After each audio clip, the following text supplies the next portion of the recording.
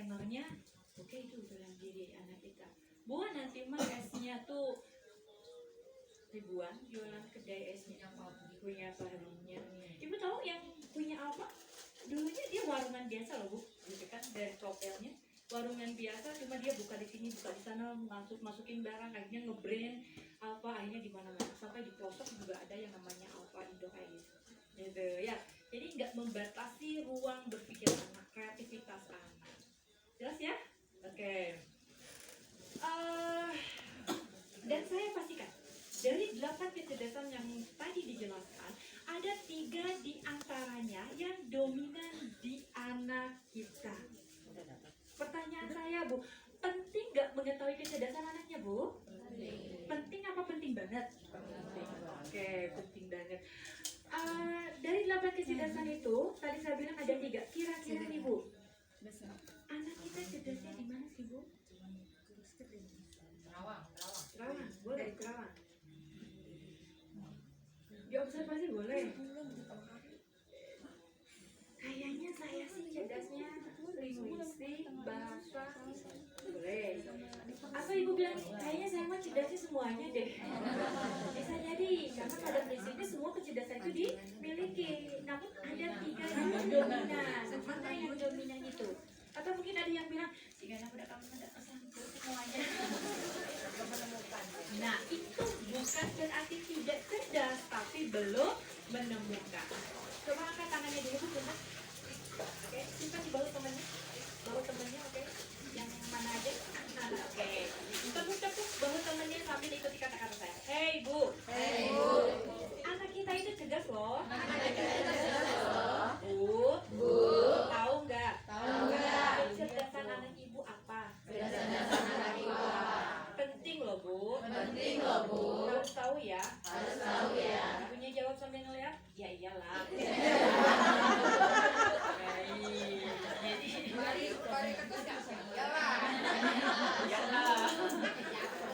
Harus tahu ya Bu.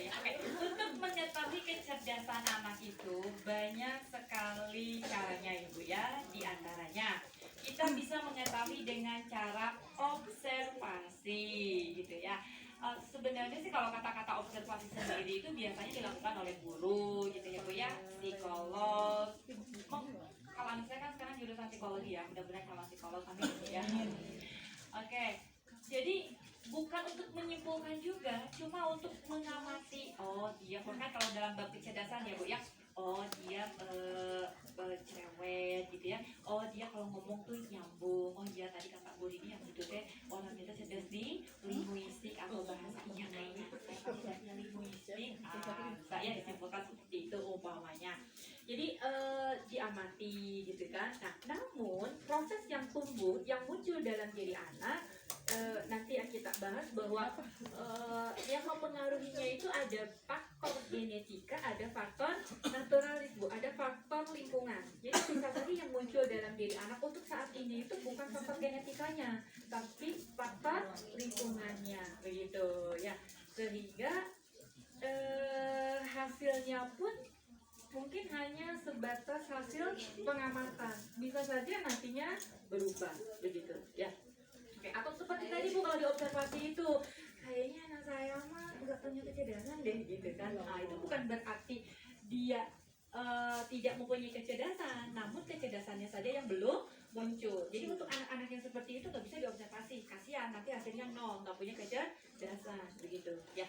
Oke, yang kedua bisa dengan cara varian wawancara Bu. Cuma kalau wawancara untuk anak usia dini kayaknya kesulitan Bu. Rata-rata anak-anak itu kalau di sekolah ditanya sama bu gurunya, nanti kalau sudah besar mau jadi apa, pasti jawabannya dokter. Atau kalau seorang ngejawab tentara, semua jawabnya tentara. Seorang jawab polisi, semuanya kayak seperti begitu gitu. Atau pulang sekolah nih ditanya sama bu gurunya, karena uminya baik, nah kamu kalau sudah besar pengen jadi apa? Pengen jadi seperti Umi atau pengen jadi guru umpamanya. Tiba-tiba umpamanya dia sakit, masuk ke dokter, lihat dokternya gini banyak uang ya. Dia tanya lagi, kita ditanya mau jadi apa, jawabannya apa Bu? Dokter.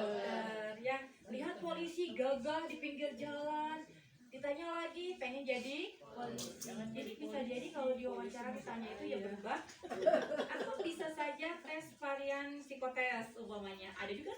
juga pernah maksudnya punya ya kuesioner yang nanti kita bisa menyimpulkan oh ini cerdasnya ini cerdasnya ini berdasarkan tes tulisan seperti itu. Contoh bawakan pertanyaannya, apakah Anda sering jalan-jalan ke gunung? Nah, jadi ada skala jawaban. Jadi kalau sering senangnya itu dari mulai 2, 3, 4. Jadi semakin tinggi oh berarti dia menunjukkan potensi di sana gitu. Nanti ada skala menghitung. Tetapi lagi-lagi ketika kita mengisi itu biasanya dipengaruhi oleh faktor psikologis kita tersebut. Dan kita juga rada-rada bingung, ya senang nggak ya? Suka nggak ya? Begitu. Nah itu gitu ya. Nah gitu ya. Jadi jawabannya pun nanti dipengaruhi oleh keadaan ibu menjawab pada saat itu, dan hasilnya pun ya mungkin itu adalah faktor lingkungan nanti maksudnya ya. Yang ketiga Bu, selain observasi variasi wawancara, ada yang kekinian yaitu tes fingerprint atau fingerprint test atau tes sidik jari gitu. Kok bisa ya sidik jari ini mengetahui kecerdasan anak kita sangat bisa ibu. Kenapa? Karena lakukan sidik jari. Coba Bu punten dilihat dulu ada lakukannya nggak Bu? Khawatir nggak ada lakukannya? Sidik jari. Nah itu Bu, ketika janin berusia 3 sampai 14 bulan di dalam kandungan. Jadi pertumbuhan sidik jari ini seiring dengan pertumbuhan otak janin di dalam kandungan. Jadi ada korelasi hubungan antara sidik jari dengan otak. Kita tahu Bu, yang namanya bakat potensi itu adalah kemampuan inherent, kemampuan yang melekat pada diri anak kita, diri seseorang yang dibawa sejak lahir dan terhubung dengan yang namanya otak. Jadi ada hubungannya antara kecerdasan dengan sidik jari. Yang kedua, yang namanya sidik jari itu 1 berbanding 64 miliar, itu baru ada titik kesamaan. Artinya sidik jari yang satu dengan yang lainnya itu tidak ada yang sama persis pun dengan bakat potensi kecerdasan anak kita, itu tidak ada yang sama persis. Yang ketiga, yang namanya sidik jari itu tidak akan berubah, sehingga yang namanya tes sidik jari itu cukup sekali dalam seumur hidup. Jadi cukup efektif, efisien. Jelas sampai di sini? Oke, jadi kalau memang sidik jari ini penting, kira-kira nih Bu, Ibu mau mengetahuinya melalui observasi gitu ya Bu ya, melalui wawancara atau psikotes, atau melalui fingerprint ya Bu ya. Ada? Bisa ditanya. Iya, betul. Ya. Oke. Lebih efektif, efisien gitu kan. Kenapa efisien? Karena ini berlakunya seumur hidup, gak harus dites-tes lagi. Karena apa? Yang dianalisanya adalah faktor genetika gitu ya Bu ya. Apa saja sih yang diketahui di sidik jari? Ini saya bawa contoh reportnya, tapi sekarang kita sedang ada upgrading cover gitu ya. Jadi nanti tampilannya insya Allah jauh lebih menarik lagi dengan harga yang sama begitu. Jadi banyak sekali Bu, bukan hanya kecerdasan yang kita ketahui itu, tapi banyak hal tentang karakter kepribadian anak kita. Nah di sini di introduction atau di pendahuluan kita jelaskan dulu bahwa yang mempengaruhi bakat itu ada faktor naturalis yaitu faktor genetika. Nah yang dianalisa di sini adalah faktor naturalis atau faktor bawaan anak kita. Ada juga faktor nurtural atau faktor lingkungan. Nah jadi sejauh mana sih lingkungan ini berkontribusi untuk mengoptimalkan kecerdasannya. Kalau lingkungannya kita nih sebagai lingkungan luar dari anak kita tidak mengetahui bakat genetikanya, dapat dipastikan kita mengasuhnya itu salah gitu. Atau istilah Sunda mah sabalang benter ya Bu ya. Ya pokoknya mah asuhan kita aja gitu kan tanpa tahu reportnya. Ibu saya dulu ngasihnya gitu. Iya betul. Jadi tidak sesuai dengan, kan Ibu beli laptop nih ada buku panduannya gitu ya Bu ya. Ibu beli handphone ada buku panduannya gitu kan. Akan lebih mudah Ibu mengasuh, mendidik, membesarkan anak kita itu kalau ada buku panduannya gitu ya. Dan faktor motivasi. Oke, yang dianalisa di sini yang pertama adalah tentang dominasi otak. Jadi kita akan akan mengetahui anak kita ini otak kiri atau otak kanan, dan ini pun sangat memudahkan guru-guru, Bu. Jadi ketika gurunya tahu mana orang otak kiri, nggak harus dipisahkan juga Ibu, tapi setidaknya kita tahu karakter anak itu tidak diobservasi dulu 6 bulan gitu ya Bu ya. Baru juga 6 bulan udah paham, oh anaknya begini, ininya begini gitu kan. 6 bulan berikutnya udah keluar kan, kelar sudah gitu kan. Tapi kalau kita tahunya dari awal, oh ya ini karakternya begini, lebih cepat gitu kan. Kemudian di gaya belajar ya, gaya belajar ini berpengaruh juga dalam gaya komunikasi ya. Ada orang visual yang mengandalkan apa yang dia lihat begitu. Kemudian kalau diberi rangsangan, orang visual tuh senangnya dengan bintang gitu. Pokoknya apa yang dia lihat Bu, stiker umpamanya. Ada juga orang auditori. Kalau auditori dia lebih ngeh terhadap apa yang dia dengar. Jadi sentuhannya pujian, sandungan, nada bicara yang tepat umpamanya. Ada juga anak kinestetis. Kalau anak kinestetis biasanya dikasih bintang nggak mau, dipuji juga cuek gitu kan. Tapi harus melalui sentuhan. Ayo nah yang duduk rapi Bu Guru kasih bintang. Biasanya yang paling antusias itu anak-anak visual. Ayo nak yang duduk rapi Bu Guru, anak hebat umpamanya. Yang paling antusias anak-anak auditori. Kalau anak kinestetis cuek ya Bu. Iya. Samperin ke belakang ya Bu ya, sambil di lu ayo duduk nah umpamanya, ayo ngikut sedikit gitu. Jelas ya? Oke. Ibu juga sibuk kalau dalam keluarga itu ada namanya harmonisasi keluarga. Jadi ketika kita, mohon maaf nih Bu, dalam konseling rumah tangga itu ada clash umpamanya dengan suami, ini bisa terbaca juga dari gaya komunikasinya dia gitu ya. Bu ya kalau orangnya auditor jangan banyak ngomong deh Bu. Maksudnya kalau auditornya rendah. Kalau orangnya kinestetis mendingan lebih banyak disentuh deh Bu pasangannya gitu ya, dan lain-lain. Sentuhlah dia. Iya. Salah ya. Oke, selanjutnya di sini ada penajaman gaya belajar ya. Ini mungkin di sini tuh intinya bagaimana sih anak kita itu lebih mudah menerima informasi. Kalau anak usia dini, kalau SD nantinya bagaimana dia mudah untuk pembelajarannya. Sudah besar pun kita jelaskan bagaimana dia strategi pembelajarannya. Jadi keren nggak sih Bu? Kalau kita menguasai semua ini, nggak lagi Ibu bilang kenapa ya? Kalau si kakak ada gampang ngapalinnya, kalau si ada susah banget ya. Ibunya adalah ngebanding. Padahal si kakak bisa jadi lebih dominan gen dari mamahnya, si adek gen dari papahnya, yang gaya belajarnya berbeda. Jelas ya? Baik. Kemudian kita akan mengetahui di learning achievement, input pembelajarannya melebar atau mendalam, ini lagi dikembangkan oleh dunia pendidikan ini.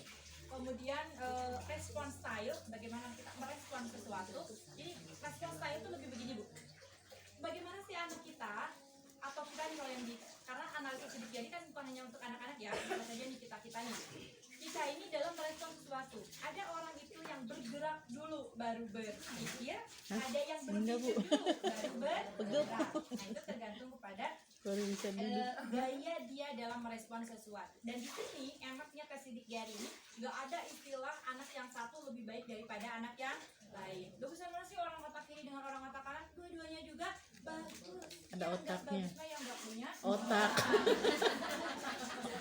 Otak. Kemudian baik, di slide selanjutnya kita akan mengetahui MI yang barusan dijelaskan tuh Bu. Jadi barusan tuh kita ngejelasin ini doang nih Bu. 8 kecerdasan ini aja. Jadi dari 8 kecerdasan ini bisa dilihat ya, grafiknya ada yang tinggi, ada yang rendah gitu. Nah, grafik anak juga memang beda-beda. Ada orang yang spesialis. Kalau spesialis itu biasanya grafiknya ada 2 yang tinggi, yang lain rendah. Ada yang multi. Kalau multi itu biasanya grafiknya tidak jauh berbeda, nyaris rata-rata. Selanjutnya kita akan mengetahui keterampilan pribadi. Keterampilan pribadi ini bagaimana anak kita ini karakter secara umumnya, kemudian di dalam organisasi kalau anak kecil dalam perkumpulan permainan dia, kalau sudah gede kayak organisasi dari mulai rumah sampai ke tatanan negara, kemudian di perusahaan, pokoknya dia tuh seperti apa gitu kan. Jadi kita banyak kepemimpinan dia, gaya kepemimpinan dia itu seperti apa. Karena kan kulukul point, setiap kita ini adalah pemimpin. Ini karakter kepemimpinan anak kita seperti apa kalau dia jadi pemimpin itu gitu.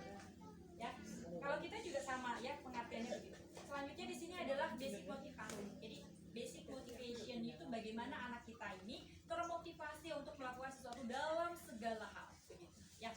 Dan selanjutnya kita akan mengetahui karakter kepribadian. Nah, nanti akan muncul yang namanya MBTI gitu kan. Jadi MBTI itu ada 16 karakter kepribadian. Anak itu kita ini karakter kepribadiannya seperti apa? Keren gak Bu kalau kita mau semua ini? Kalau ini sudah biasa kerjasama ya Mi ya? Anak Umi kemarin terakhir ya di tes ini kan Inter kalau nggak salah ya? yang tadinya masih ragu dengan sebenarnya dia ada terus ragu karena terbentuk dari lingkungan jadi membuatnya ragu tanpa pas dia baca itu mantap. Yang lucunya lagi yang tadi saya pikir yang satunya hobi ngedesain malah dia yang senang masak, terus yang tadinya biasanya senang masak jadi ngejahit. Tertukar sama ini Bukan anaknya. Oke, nah jadi kita konsulnya sangat luas ya Bu ya. Jadi untuk anak dewasa seperti apa, manfaatnya juga disesuaikan dengan usia. Jadi kalau udah usianya kayak anak-anak ini ya Mia udah gede lebih ke penjurusannya dia lebih jadi lebih mengenal diri. iya. Ternyata saya jadi tahu. Lebih mantap lagi gitu ya. Kalau anak kecil selain manfaatnya buat anaknya juga buat emak-emaknya. Kalau sekolah ya buat gurunya ya juga buat orang tuanya ya juga buat anaknya. Jadi sangat banyak sekali manfaatnya ya. Baik, kalau di sekolah ini mungkin sudah alhamdulillah ya kita mengadakan kerjasama, bahkan tanpa parenting dari kami juga sudah oke, karena dijelasin sama Umi langsung. Saya kan ngedengerin. Tahun kemarin langsung tes langsung konseling ya Bu ya, nggak diawali dengan parenting dulu. Nah terkait semua ini kalau untuk semua ada beberapa sekolah yang hadir di sini, yang dari mana saja, mau dari Tasik ataupun dari Amis, kemudian Bekasi ya Bu ya. Kita akses jalan itu gampang ya Bu ya. Jadi kita memang sangat luas. Ibu kalau mau mengadakan program variasi seperti yang kurang lebihnya mungkin yang dijelaskan seperti itu gitu kan. Tapi kita juga banyak tema kok Bu. Maksudnya nggak hanya tema itu. Ibu juga bisa request tema. Pemakan saya mah ingin temanya lebih apa gitu kan, tentang apa itu bisa request ke kita dan kita menyesuaikan.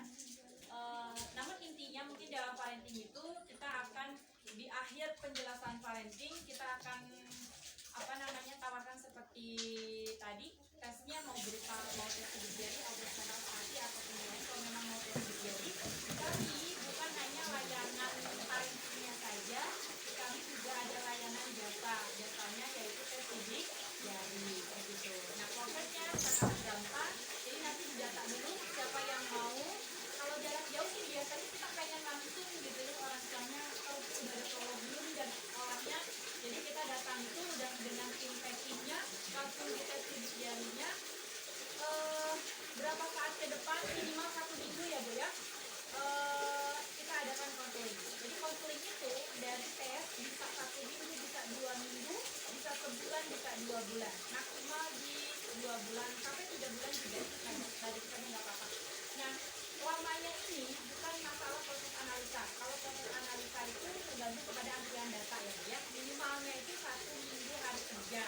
Tapi kepada kesiapan orang tua untuk menyelesaikan administrasi begitu. Jadi kalau istilahnya tes sidik jari ini bisa dicicil gitu ya. Mencicilnya bukan ke kami tapi ke pihak sekolah.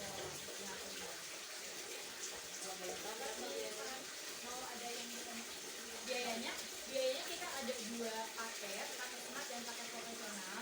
Kita lebih ke menganjurkan yang paket profesional Bu, yang barusan saya jelaskan itu ya paket lengkap, paket yang 285.000 jadi dari 85.000 itu sudah segala gitu ya, segala sesuatunya itu orang tuanya ya Bu ya, 285.000. Kemudian ada paket smart yang 185.000.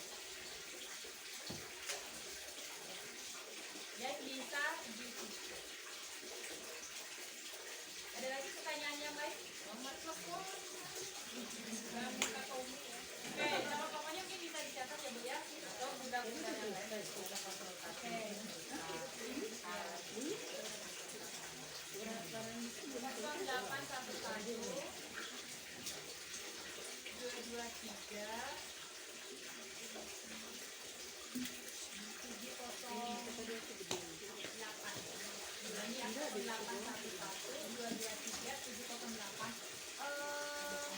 nomor atas nama Rini. Saya ulang tahun.